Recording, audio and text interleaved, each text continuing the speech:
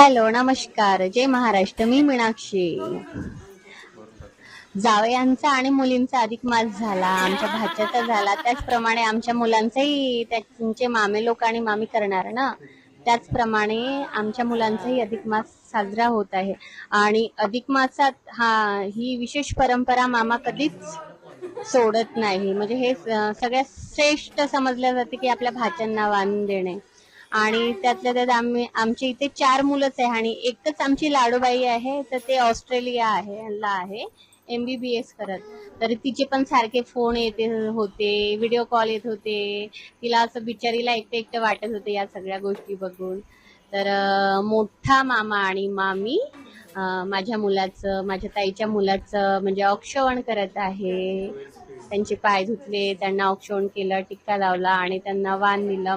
म्हणजे हे खूप श्रेष्ठ मान आहे. म्हणजे मामा देतो आपल्या भाच्याला आणि मामा नमस्कार करतो आपल्या छोट्या छोट्या भाच्यांना.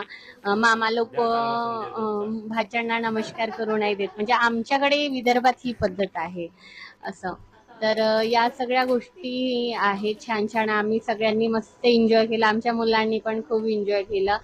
माझा मुलगा थोडासा लाजाळू आहे, तो व्हिडिओमध्ये यायला नाही पाहत, पण आज त्याला यावंच लागलं. आणि छोटा आमचा अर्जुन.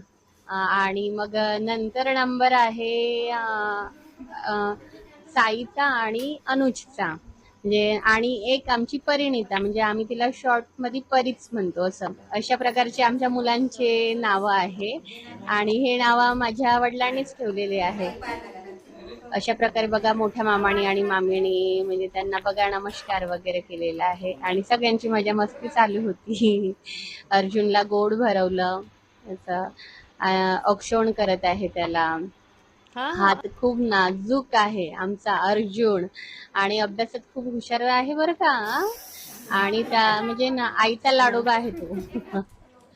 तसंच अशा प्रकारे दिला. आणि दीपदानाचं महत्व आहे, आधीच सांगितलं होतं, त्याच्यामुळे दीपदान केलं जाते. नंतर आमची म्हणजे छोटी सून म्हणजे माझ्या छोट्या भावाची बायको म्हणजे छोटी बहिणी हा आहे अनुज, मोठ्या ताईचा मुलगा. आणि तो त्या साईडला बसलेला आहे तो साई, तो मधल्या ताईचा मुलगा. मधल्या ताईला माझ्या 2 मुलं आहेत आणि मला एक मुलगा आहे.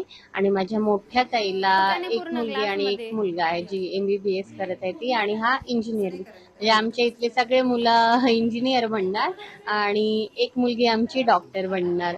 सगळ्यांना भावांना इंजेक्शन द्यायला पाहिजे ना बहीण.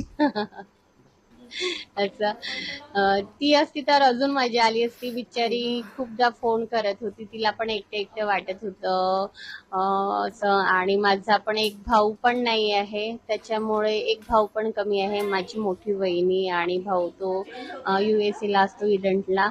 त्याच्यामुळे या सगळ्या गोष्टी आहे. अशा प्रकारे माझ्या छोट्या बहिणींनी पण म्हणजे मुलांचे पाय वगैरे धुतले, टिक्का लावला, औक्षण केलेलं आणि त्यांच्याप्रमाणे त्यांनी ही दोघा मुलांना केलं.